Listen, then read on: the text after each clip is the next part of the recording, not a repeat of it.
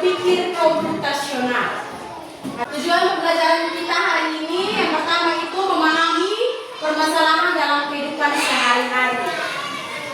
Yang kedua, menerapkan pemecahan masalah secara sistematis. Yang ketiga, menuliskan instruksi logis menggunakan berpikir dekomposisi. Nah, kata-kata ini baru kan? Kata-kata ini asing untuk anak-anak. Apa itu komputasional? Apa itu dekomposisi? Kita akan menggunakan metode pembelajaran itu tanya jawab dan diskusi. Untuk model pembelajaran yang kita pakai hari ini yaitu problem based learning. Ya, pembelajaran berbasis masalah. Mandi. Nah, mau mandi nih. Apa dulu yang dipersiapkan sebelum mandi?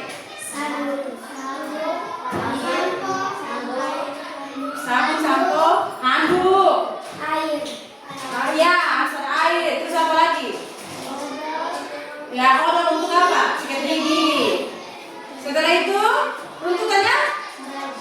Baju. Siapa memang baju, celana, ya kan?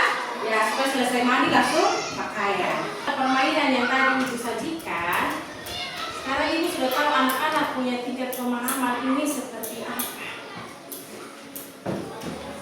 Itu sudah boleh. Kita akan menonton sebuah video yang akan menjelaskan tentang apa itu komputasional.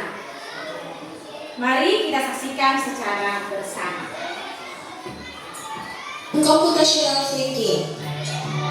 Hai teman kece, coba tebak apa artinya computational thinking atau berpikir komputasional? Adakah yang bermata jeli dan melihat kata komputasional di sini? Jadi mungkin ada hubungannya dengan komputer ya? Iya, betul sekali. Jempol buat kamu yang sudah menebak dengan benar. Berpikir komputasional adalah proses berpikir untuk menyelesaikan masalah dengan efektif dan efisien. Dalam ilmu komputer, proses berpikir ini dilakukan sebelum mulai menulis coding atau pemrograman. Jika sudah direncanakan dengan baik, maka coding yang ditulis akan sesuai dengan kebutuhan dan dapat diselesaikan dengan cepat dan tepat. Tapi ternyata berpikir komputasional juga bisa dilakukan tanpa komputer dan tanpa internet loh.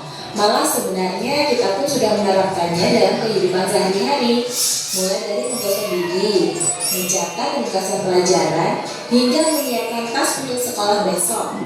Wah, kalau kita sudah bisa menerapkannya setiap hari, berarti kita semua sudah mahir dong.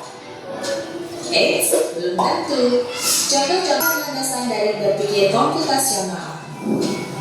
Yang pertama, dekomposisi. Dekomposisi artinya membagi masalah kompleks ke bagian yang lebih kecil agar mudah diselesaikan. Komputasional itu adalah cara berpikir untuk dapat memecahkan masalah dengan memecahnya menjadi bagian-bagian kecil. Seperti kita menyusun puzzle. Ya, anak-anak kalau menyusun puzzle, bagian-bagian kecil itu kita susun dan kita rapikan akan menjadi satu bagian utuh. Nah, itulah cara berpikir komputasional. Nah, dalam berpikir komputasional ada 4 prinsip berpikir komputasional. Yang pertama itu analisis, yang kedua itu dekomposisi, yang ketiga itu pola, dan yang keempat itu ada algoritma. Hari ini kita akan membahas tentang dekomposisi. Ya, hari ini kita akan membahas tentang dekomposisi. Nah, ini ada gambar apa anak-anak? Gambar apa ini? Nasi goreng. Nasi goreng. Siapa suka makan nasi goreng di sini? Ya, tahu masak nasi goreng? Tahu. Oke. Bahan-bahan yang disiapkan pertama apa? Siapkan nasi. Ya, siapkan nasi. Ya, itu salah satu bahan-bahan. Setelah itu, panaskan minyak. Setelah itu, Tumis bumbu. tumis bumbu. Masukkan nasi. Masukkan nasi. Aduk rata. Setelah itu, Sajikan. setelah itu langsung kita lahap, kita makan. Ini contoh memecahkan masalah sehari-hari. Jadi, permasalahan sehari-hari itu dia punya langkah-langkah yang teratur. Tidak langsung mau makan nasi goreng langsung jadi. Tidak seperti itu, tapi harus ada langkah-langkah yang teratur. Selain itu, bukan hanya masak saja, tetapi kita ke sekolah setiap hari, menyiapkan ke sekolah. Yang pertama harus cek jadwal pelajaran, lihat roster. Kali ini saya pelajaran apa ya? Supaya saya menyiapkan apa? buku-buku yang sesuai jadwal pelajaran. Setelah itu saya masukkan alat tulis. Tidak sembarangan saya bawa tas kosong saja ke sekolah, tidak. Saya harus periksa.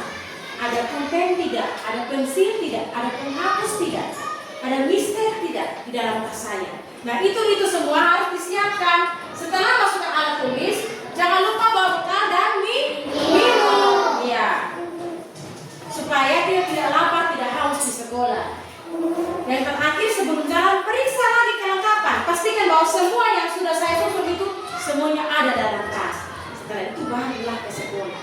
Nah anak-anak, semua aktivitas ini butuh langkah-langkah sekali lagi yang teratur. Ya Bapak? Teratur. Jadi komposisi ini memecah masalah besar menjadi bagian-bagian kecil. Ini kue apa ya?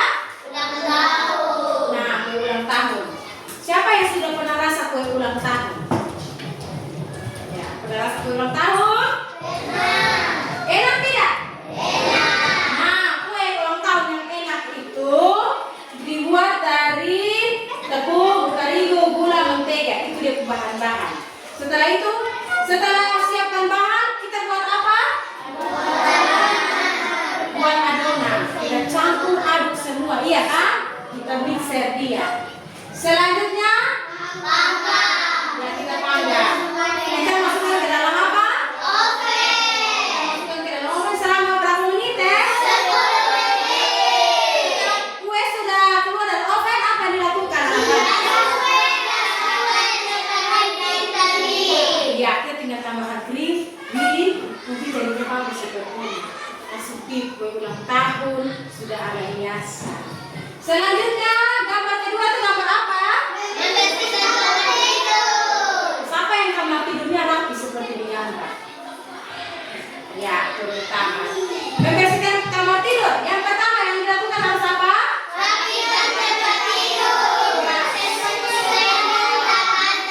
Selanjutnya setelah lipat selimut dan bantal apa yang dilakukan?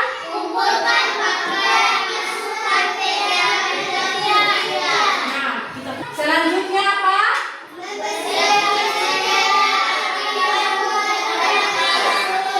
Terakhir, itu cara berpikir dekomposisi. Ya, itu dekomposisi, memecah masalah-masalah besar menjadi bagian-bagian kecil.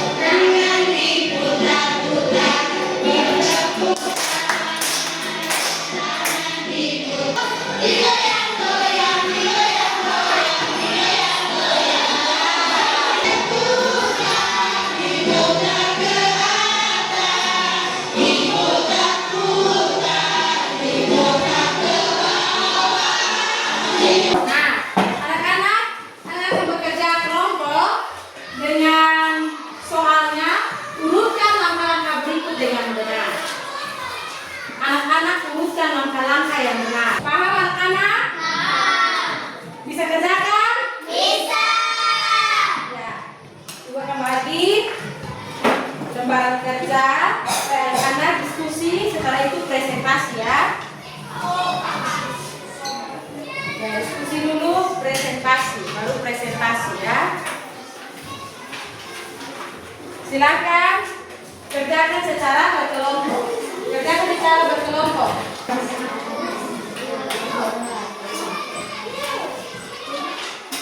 Sudah selesai? Sudah. Selesai? Sudah. Oke, silakan kelompok yang ingin presentasikan duluan, berapa mau presentasi? Kita akan mendengar hasil presentasi dari kelompok 3. Berikan tepuk tangan.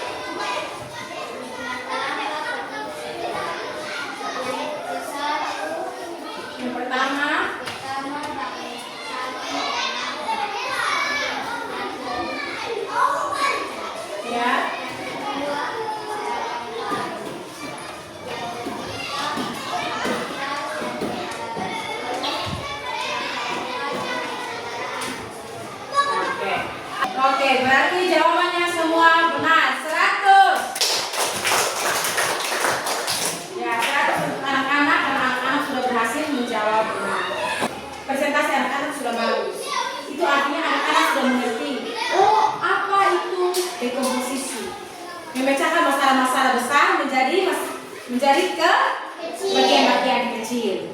Sekali lagi, dekomposisi itu apa? Memecahkan masalah menjadi bagian-bagian kecil. Hari ini yang sudah kita pelajari adalah kita sudah bisa memahami masalah sehari-hari. Contoh tadi nasi goreng, buat kue ulang tahun, bersihkan kamar, pergi ke sekolah, iya kan? Ya. Mandi. Nah, itu kita masuk dalam masalah sehari-hari. Setelah itu kita sudah bisa memecahkan masalah secara sistematis. Artinya berurutan sesuai dengan langkah-langkah. Contoh tadi anak-anak misi pergi ke sekolah itu anak-anak sudah siapkan. Yang pertama anak-anak harus bangun pagi mandi.